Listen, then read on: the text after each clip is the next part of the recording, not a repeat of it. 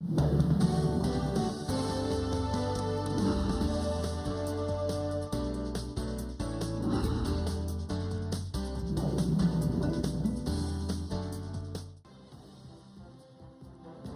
buenos días para todos. Pueden tomar asiento. Señoras y señores, bienvenidos al Salón Bolívar de la Casa de Nariño, al encuentro entre el presidente de la República, Juan Manuel Santos, con más de 200 representantes de instituciones educativas de todo el país, entre públicas y privadas. A continuación se dirige a ustedes el representante de las instituciones de educación privadas, el padre Jorge Humberto Peláez Piedrahita, rector de la Universidad Javeriana.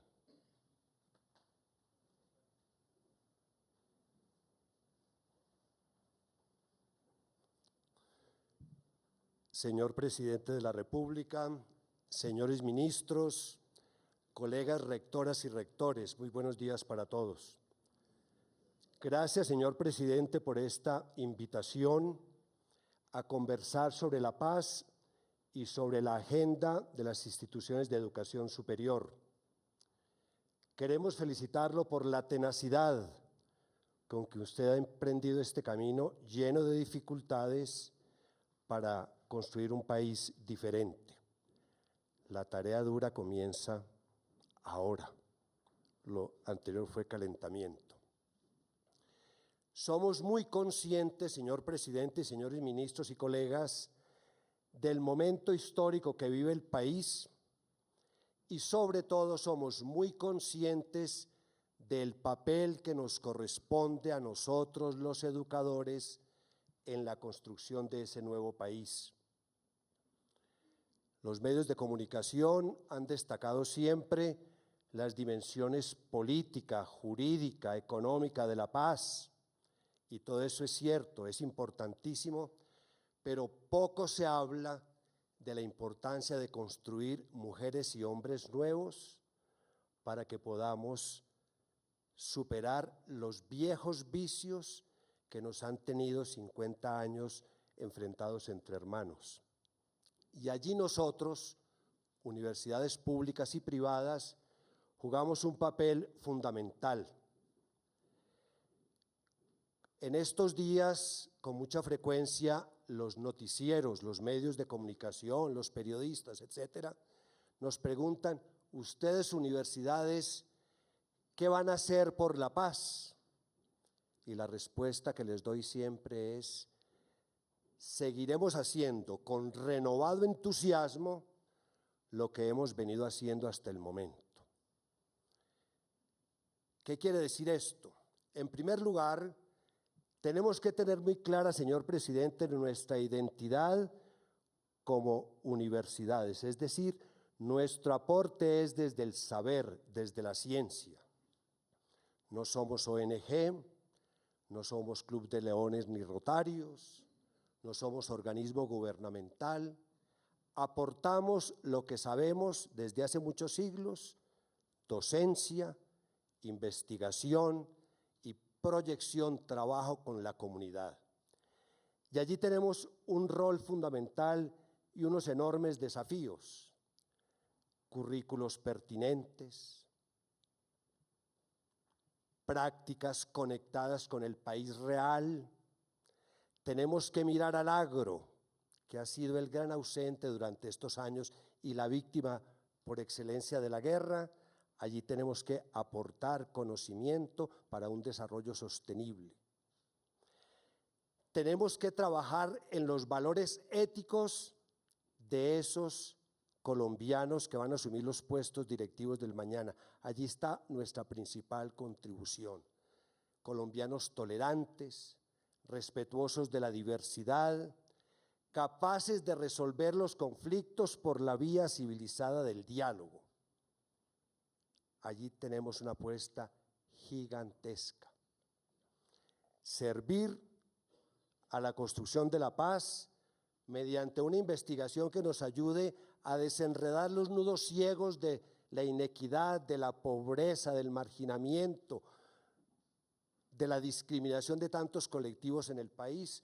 Ahí estamos, universidades públicas y privadas, construyendo paz. Y el trabajo, esa función de servicio, esa función de extensión, ese trabajo de acompañamiento a las comunidades. Si usted conversara ahora con cada uno de los rectores aquí presentes, señor presidente, vería una primavera de iniciativas, de trabajo con comunidades, y esto adquiere toda la riqueza de las regiones de Colombia. Trabajo con las comunidades indígenas, con las comunidades afro, con las mujeres violentadas por los actores de la guerra, el acompañamiento a los niños que no han tenido la caricia de un papá.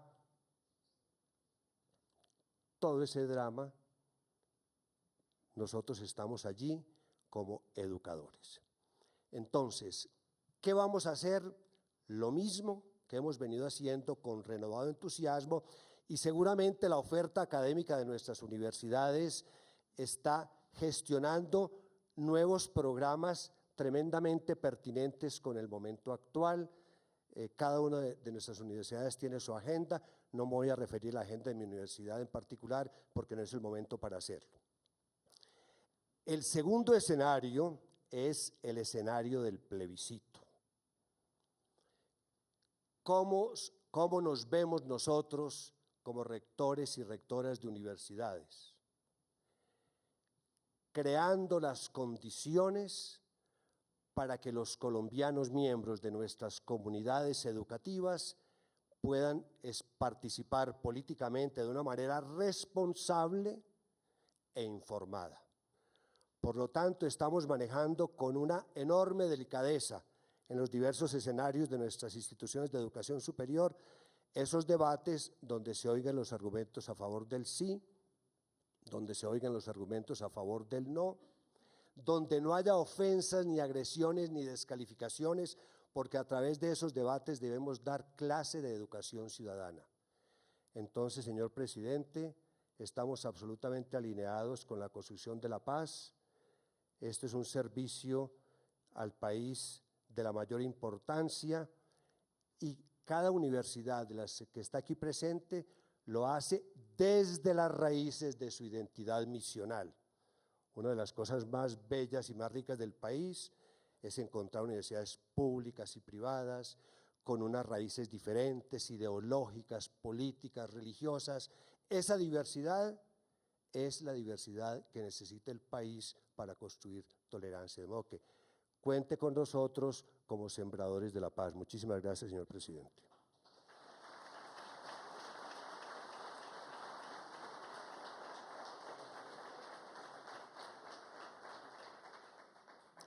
Muy bien, agradecemos al padre Jorge Humberto Peláez Piedrahíta, rector de la Universidad Javeriana, y les contamos que este evento está siendo transmitido en directo por canal institucional y también vía streaming en la página web de la Presidencia de la República, que es www.presidencia.gov.co.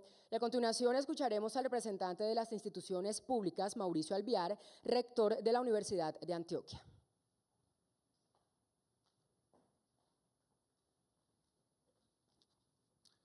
Bueno, muy buenos días para todas y todos. El doctor Juan Manuel Santos, presidente de la República, el doctor Francisco Cardona, viceministro de Educación Superior y ministro encargado, doctor Luis Carlos Villegas, ministro de Defensa, señoras y señores rectores de las instituciones de educación superior públicas y privadas, comunidad educativa, señoras y señores. Colombia está en un momento histórico en el cual se presentan oportunidades invaluables para lograr una mejor calidad de vida de la población y potenciar el desarrollo humano, social y económico del país. La senda del desarrollo de Colombia se presenta hoy como el camino de la construcción de paz, que requerirá un esfuerzo grande por parte de todos los actores sociales, incluidos el Estado y quienes habitamos el complejo y maravilloso mundo de la educación. Desde las universidades públicas y privadas trabajamos por una sociedad proclive a resolver sus conflictos por vías pacíficas y con apego a las reglas de juego definidas por la misma sociedad. Si bien la educación en general y la superior en particular, por su naturaleza y vocación, han jugado un papel esencial en la redistribución del ingreso y en la movilidad social, es claro que en un escenario sin guerra, las posibilidades de acelerar estos resultados son más aceleradas y benefician a toda la sociedad. En la literatura económica se le ha dado un lugar especial a la educación como promotora del crecimiento de la economía, pero es mucho más importante el efecto en el desarrollo humano y social de las naciones cuando no se tiene un conflicto armado. Señor presidente, el alto en el camino que hace Colombia hoy para terminar el conflicto devastador de más de 50 años con las FARC nos pone ante unos retos extraordinarios que pasan indiscutiblemente por la educación superior como generadora de conocimiento nuevo, básico y aplicado en todos los campos del saber y la cultura. El desarrollo de Colombia en un escenario de construcción de paz a partir de los acuerdos logrados en La Habana está íntimamente ligado al avance de la ciencia, la tecnología y la innovación social que podemos aportar desde las universidades en una relación armónica y complementaria entre instituciones públicas y privadas. La mejor contribución a la construcción de un país en paz desde la educación superior es el compromiso de nuestras instituciones con la excelencia académica y con el mayor acceso de los jóvenes a la educación superior, tanto en las ciudades como en el campo. Colombia tiene la enorme responsabilidad de volver la mirada y la inteligencia hacia su ruralidad, para lo cual desde las universidades y las instituciones de educación superior técnicas y tecnológicas podemos ayudar a transformar los territorios para la convivencia y el progreso de la sociedad. Indudablemente, este anhelo y esperanza de un presente y futuro mejores para los colombianos y en un país sin conflicto armado requiere también el compromiso del Estado y el gobierno con mayores recursos para la educación, la ciencia y la tecnología que se desarrolla en las universidades. En todos los países, la educación de alta calidad tiene costos elevados, pero los beneficios humanos y sociales son mucho mayores, lo cual indudablemente justifica sobradamente estas inversiones. En este momento histórico de Colombia, invertir recursos en todos los niveles educativos es evitar los costos de la guerra y la repetición de tantas décadas de dolor. Dice la filósofa norteamericana Martha Nussbaum, de visita en la Universidad de Antioquia en diciembre pasado, en un mensaje entrañable a los colombianos: una política de reconciliación está completamente ligada a una política del desarrollo humano. Y a su vez, el desarrollo humano pasa inexorablemente por la generación y aplicación de conocimiento nuevo y por la preservación de la cultura. Estos constituyen, en última instancia, el objeto de la educación superior. Señor presidente, lo invito a que construyamos un verdadero sistema de educación de alta calidad para el país en una perspectiva de construcción de paz y con el acompañamiento de las universidades públicas y privadas. En esta tarea el Ministerio de Educación ha estado siempre comprometido. Colombia necesita un sistema de educación articulado entre sus niveles, fundamentado en la ética de lo público y el bien común, con los recursos necesarios y pensado para la sostenibilidad y el buen vivir de los colombianos. Por todo lo anterior, mi voto personal es por el sí. Muchas gracias.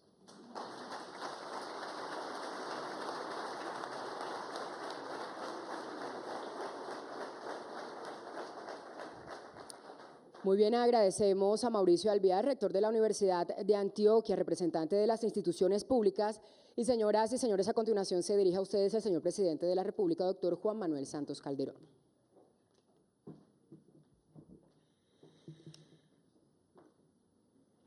Reverendo Padre Jorge Humberto Peláez, rector de la Universidad Javeriana, y señor rector de la Universidad de Antioquia, Mauricio Alvear, ministro de Defensa, ministro de Educación encargado, y apreciados rectores, rectoras de las universidades públicas y privadas. Primero que todo, ustedes me dicen que gracias por invitarlos, el agradecido soy yo con ustedes por asistir a este evento corto, pero creo que lleno de simbolismo. Muy, muy importante la presencia de ustedes en este momento tan importante de nuestra historia. Hablaba el señor rector de la Universidad Javeriana de la construcción de la paz y el plebiscito, y permítame referirme a esos dos elementos fundamentales y el papel de la educación y de las universidades en ambos escenarios, en ambos frentes. Ustedes conocen muy bien el lema del gobierno, mi visión de lo que yo quisiera dejarle a mis hijos, a mis nietos, a sus hijos, sus nietos, a las próximas generaciones de colombianos. Un país en paz, un país con más equidad y un país mejor educado.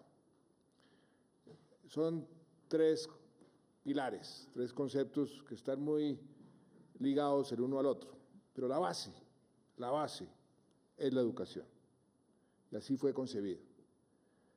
Un país en paz, para que tenga una paz como lo estamos buscando, estable y duradera, requiere cerrar brechas, requiere buscar más justicia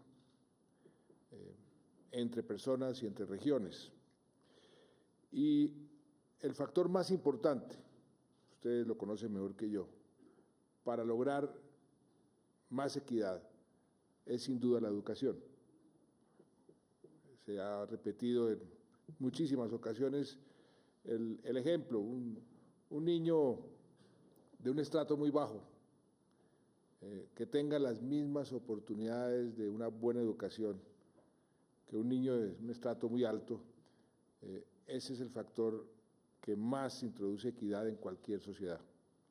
Y es con ese criterio que hemos venido desarrollando la política de este gobierno, al decretar la educación gratuita en todos los colegios públicos del grado 0 al grado 11, en iniciar el programa de 0 a siempre, inclusive antes de que entren al colegio, para que en esa etapa de la vida, que es donde comienza realmente la desigualdad, también se puedan cerrar las brechas.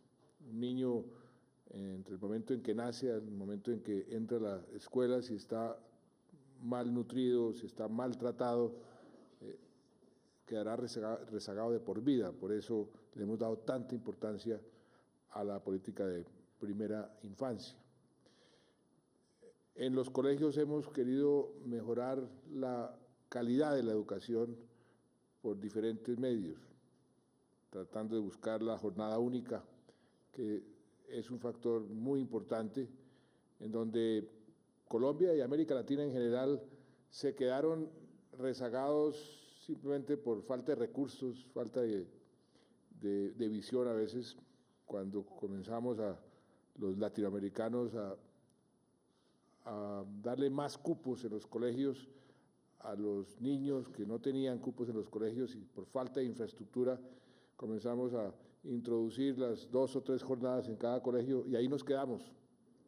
Ahí nos quedamos y por eso estamos haciendo un gran esfuerzo para retornar a la jornada única, sobre todo en los colegios públicos, para darle las mismas oportunidades y un factor de equidad con los colegios privados. No es justo ni es equitativo que un muchacho o una muchacha tenga 5 horas de clase en un colegio público y en el colegio privado tenga 8 o 9 horas. Por eso estamos además haciendo la inversión más grande en la historia de Colombia en materia de infraestructura de educación, las aulas. Estamos contratando 30.000 aulas, ya llevamos contratadas 22.000, que era lo que estaba previsto construir en los próximos 60 años, y lo vamos a hacer en los próximos 3 años.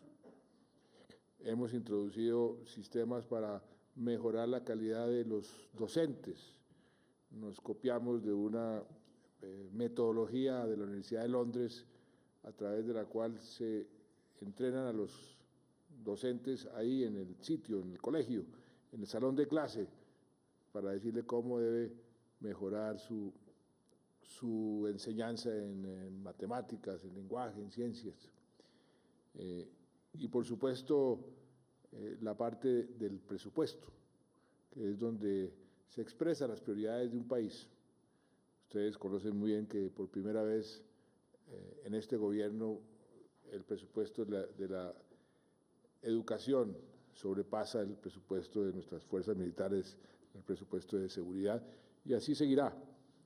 En la gran reforma también de buscando equidad de las regalías que hicimos al comienzo del gobierno, pusimos un artículo especial, 10% de las regalías irán a la ciencia, a la investigación, a la tecnología.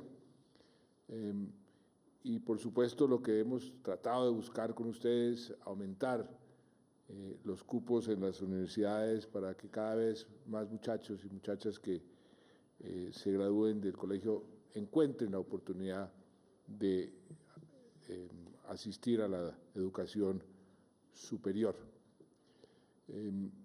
Con todo esto quiero decirles que esa visión, país en paz, más equitativo y mejor educado, tiene la educación como la condición necesaria para que las otras 2 visiones o objetivos se puedan dar. En esta coyuntura histórica, aquí se mencionaba tanto el señor rector de la Universidad de Antioquia como el de la Javeriana, el papel de la universidad en esta coyuntura, el papel de la educación. Y la construcción de la paz pues, se hace a través de la educación, en los hogares, en los colegios, en las universidades. Yo he dicho que lo que hemos negociado hasta ahora y lo que vamos a firmar el próximo 26 de septiembre es el fin del conflicto. Y ahí comienza, y ustedes lo entienden muy bien, un camino mucho más difícil, que es la construcción de la paz, la reconciliación, después de tantos años de guerra que realmente ha socavado buena parte de nuestros valores y principios fundamentales como sociedad. Leía una psicóloga, creo que de la Universidad de Antioquia, en un escrito que decía que los colombianos después de tantos años de guerra habíamos perdido la compasión definida como la capacidad del ser humano de dolerse por el sufrimiento ajeno, que inclusive habíamos perdido esa capacidad. Y yo lo digo también como antiguo periodista, yo veo cómo en el propio periodismo esa compasión se fue diluyendo y se fue desapareciendo, entonces ya si no son más de 15 muertos, entonces no es susceptible de que aparezca en primera página.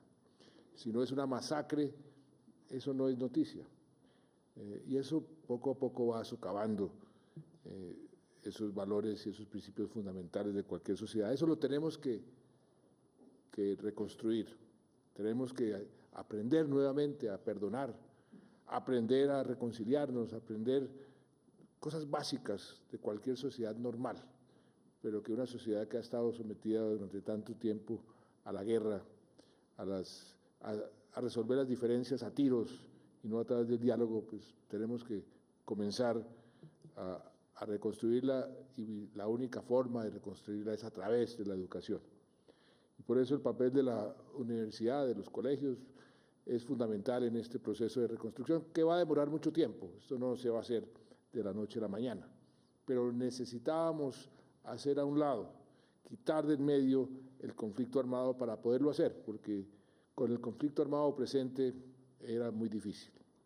Este es un propósito que debe ser nacional, todos debemos juntarnos para poder hacer esa construcción de esa paz que nos va a llevar a un país diferente, a un país normal, a un país más amable, a un país donde en las universidades sí que se ve, podamos discutir respetando que hay otras personas que piensan diferente a uno y que merecen el mismo respeto. Yo recuerdo con mucha nostalgia las escuelas de debate en las universidades a las que yo asistí. Tenemos que recobrar eso. Que yo tengo una diferencia con usted, pues yo no me voy a los puños o a las balas, vamos a debatir. Entonces, alrededor del diálogo, que es como lo que tenemos que recuperar, y el escenario pues normal, fundamental, ideal para eso son las universidades. De manera que el papel de las universidades hacia adelante va a ser cada vez más importante en esa construcción de la paz.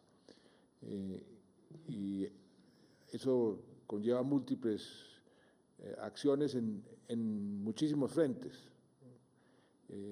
Ustedes mencionaban algunos, la parte agraria es donde se va a concentrar el esfuerzo, porque allá, por virtud del conflicto, ha sido la zona que más se ha trazado frente a la ciudad, cerrar la brecha entre ciudad y campo. Además, hay unas oportunidades enormes que tenemos en un mundo que está buscando alimentos, está buscando cómo producir más comida para las futuras generaciones, y pocos países como Colombia tienen esa posibilidad. Pero no solamente en el campo del agro, sino en todos los frentes, que podamos los colombianos aprovechar estos momentos, este punto de inflexión, yo lo llamo así, para unirnos, para tratar de identificar objetivos ambiciosos, básicos, que nos unan como sociedad y dar ese salto cualitativo en nuestro progreso, en nuestro desarrollo, que han dado muchísimos países que han aprovechado oportunidades como las que se nos presentan ahora. Y el sitio ideal para la discusión de ese tema y motivar a la gente para que asuma ese reto, pues son las universidades. De manera que el papel de las universidades en esta construcción de la paz, yo diría que es el más importante de todos. Por eso valoro tanto la presencia de ustedes en este momento aquí, en esta casa que es la casa de ustedes. Y hablaban también del plebiscito, papel del plebiscito. El plebiscito, pues algunos me acusan que es un capricho personal del presidente, y en cierta forma tienen razón, es un capricho personal del presidente porque no estaba obligado a hacerlo. Inclusive mucha gente me aconsejó, ¿para qué se mete en eso? Usted tiene las facultades constitucionales para firmar la paz, usted tiene que, ¿para qué se va a meter a someterle al pueblo que puede estar mal informado, o que en algún momento no sabemos qué coyuntura va a estar? Y me aconsejaron muchísimo que no lo hiciera. Inclusive fue uno de los grandes puntos de conflicto con las FARC. Ellos tampoco querían el plebiscito, ellos querían una constituyente, que esa era la forma de refrendar, porque en la parte secreta, cuando acordamos la agenda, acordamos ahí que iba a haber una refrendación, pero cuando pasamos a la fase pública, ellos dijeron la refrendación, sí, acordamos eso, pero tiene que ser una constituyente.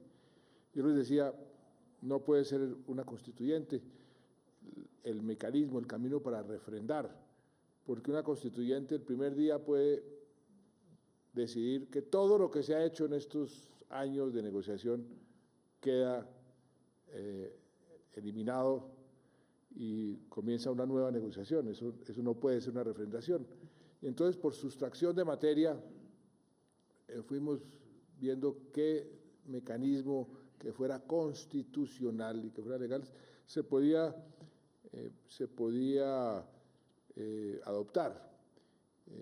El referendo definitivamente no era práctico porque ya había un fallo de la Corte Constitucional que decía que los referendos tienen que hacerse de acuerdo a cada pregunta específica. Imagínense ustedes lo que es poner todos esos acuerdos, dividirlos por preguntas específicas, se hacía imposible en la práctica. Entonces optamos por el plebiscito, que no se ha utilizado aquí sino en el año 57, cuando se hizo el famoso plebiscito. Y ahí surgió también el tema del umbral. La ley que se presentó inicialmente no tenía umbral, era un plebiscito sin umbral. Y la discusión en el Congreso, bueno, que pongamos en el plebiscito un umbral para darle unas mínimas garantías, entonces que fuera el 25%, que es el umbral previsto en la Constitución. Y un jurista, creo que es de la Universidad Nacional, el doctor Uprimi, dijo, mire, pero hagamos este umbral más democrático para motivar a la gente a que participe, en lugar de que se alíen con la abstención, que no es tan democrática. ¿Por qué no ponemos el umbral que equivale a más del 25% de participación, que sea el 13,5% de aprobación? Y el Congreso acogió esa tesis. Y a mí me preguntaron y me pareció una tesis válida, la defendí en ese momento y la sigo defendiendo. Un 13,5% de aprobación es más exigente inclusive que el 25% de participación. O sea que no hay tal que sea un umbral que se impuso en una especie de medida dictatorial, sino fue muy discutido y con una lógica impecable, y así se va a presentar el plebiscito. Y la discusión del plebiscito, yo respeto profundamente a los que están abogando por el no, y creo que ahí también, como se acaba de mencionar, la universidad debe ser un escenario ideal para esos debates, que todos podamos expresar nuestras opiniones, siempre y cuando sean opiniones basadas en la verdad, basadas en hechos objetivos, en los acuerdos como fueron firmados, y bienvenido sea ese debate. Ese debate es necesario para que sea totalmente legítimo esa decisión del pueblo colombiano que va a tomar el 26 de octubre y que va a ser, y que ya es la condición para que se comiencen a implementar los acuerdos. Y así quedó el engranaje constitucional y legal. Algunos dicen que esto ha sido un golpe de Estado y que el presidente se volvió un dictador y que aquí estamos atropellando las instituciones. Es todo lo contrario, todo lo contrario. Desde el primer día, cuando comenzamos esta negociación, yo le dije a los negociadores, esto lo tenemos que hacer dentro de la Constitución y dentro de las leyes. Y no solamente la Constitución y las leyes, tenemos que ser muy cuidadosos en que los estándares internacionales se puedan cumplir. Y fue así, por ese motivo, por el cual, por ejemplo, cuando comenzamos a discutir la justicia transicional dentro del tema de los derechos de las víctimas y el derecho a la justicia y la aplicación de la justicia transicional, yo le pedí a un profesor de la Universidad de Notre Dame, profesor de Derecho Constitucional y experto en derechos humanos, muy respetado por la comunidad internacional en estos temas, que hiciera parte de la delegación colombiana, junto con dos expresidentes de la Corte Constitucional, el doctor Manuel José Cepeda y el doctor Juan Carlos Henao. Y ellos tres fueron los negociadores de ese esquema de justicia transicional. Pero el papel del profesor de Notre Dame, el profesor Douglas Castle, era el de que ninguna decisión que se tome vaya en contra del cumplimiento de nuestros tratados, de nuestras obligaciones en materia de derechos humanos y de la Corte Penal Internacional. Y ese fue su labor. Y me decía, aquí están discutiendo esto. A mí me parece que dentro de esas alternativas, esta es la que cumple con los estándares internacionales. Y eso fue una práctica de todo el proceso. Y yo creo que los resultados los estamos viendo. Las manifestaciones de la propia fiscal de la Corte Penal Internacional hace algunos días y de la propia Comisión Interamericana de Derechos Humanos, que son dos instancias que son muy exigentes en materia de no aceptar la impunidad, sobre todo cuando se trata de violaciones flagrantes al derecho internacional, los crímenes de guerra, crímenes de lesa humanidad. Ambas instituciones dijeron lo que está negociado cumple con creces el estándar internacional. Pero al mismo tiempo, todas las decisiones que se adoptaron para efectos de las reformas que serán necesarias en la implementación de los acuerdos, también tuvo como parámetro, como principio, el cumplimiento de nuestra Constitución y nuestras leyes. Y fue así como el proyecto de acto legislativo que se aprobó a través del Congreso de la República, que es el mecanismo idóneo para hacer las reformas constitucionales. ¿Y qué dijo ese acto legislativo? Que se van a establecer unos procedimientos más rápidos para la aprobación de las leyes que se requieren para implementar los acuerdos. ¿Por qué se buscó eso? Porque el estudio de los muchísimos procesos de paz que se han negociado a través de la historia y en el mundo entero nos enseñó que hay que acortar los tiempos entre el momento en que se firma y el momento en que se implementan los acuerdos. Entonces, lo que hizo el proyecto de acto legislativo fue acortar los tiempos. Pero nada se puede hacer si el plebiscito no se aprueba. Entonces, y como si fuera poco, también establecimos que la propia Corte Constitucional será uno de los filtros para que todas las reformas que se hagan cumplan con nuestra Constitución.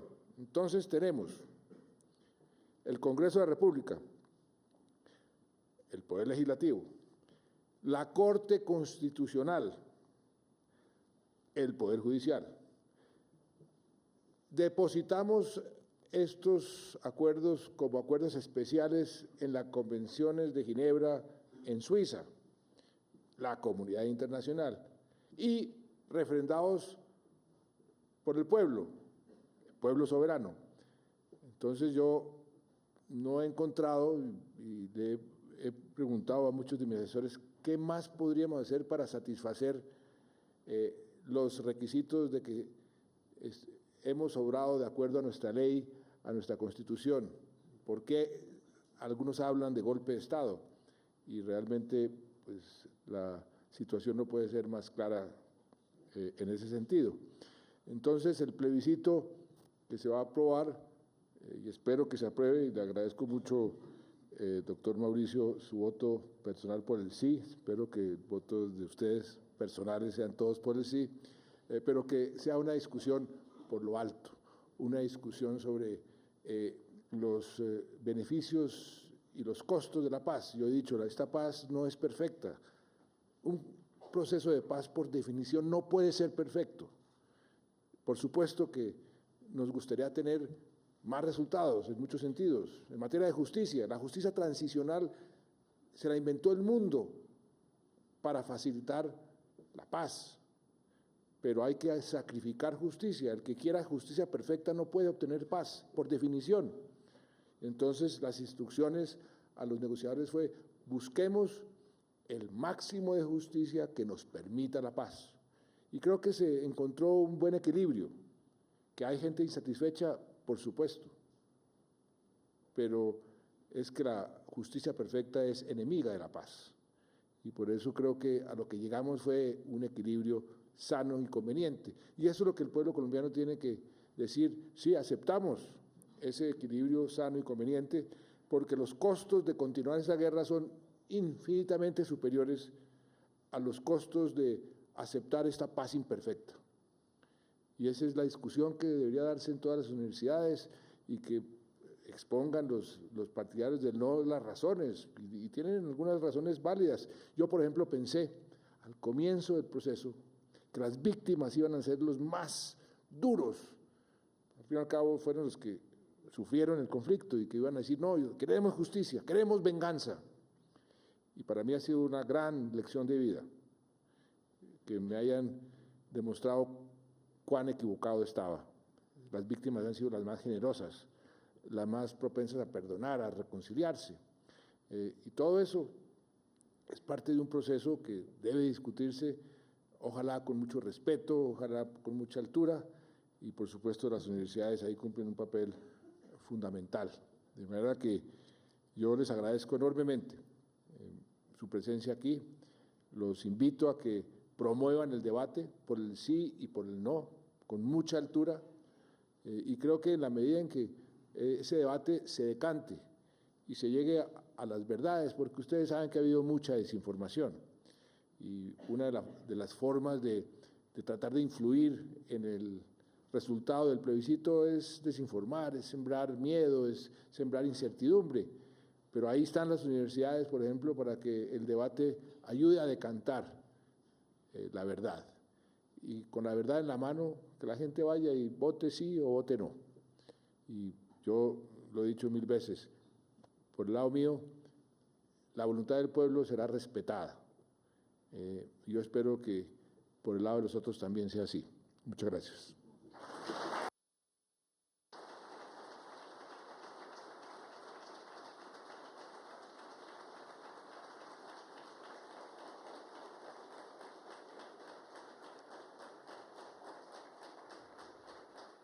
Muy bien, señor presidente, muchísimas gracias, y de esa manera finaliza este encuentro. A ustedes gracias por su asistencia, y a los televidentes gracias por acompañarnos en esta transmisión del Gobierno Nacional. Feliz día para todos.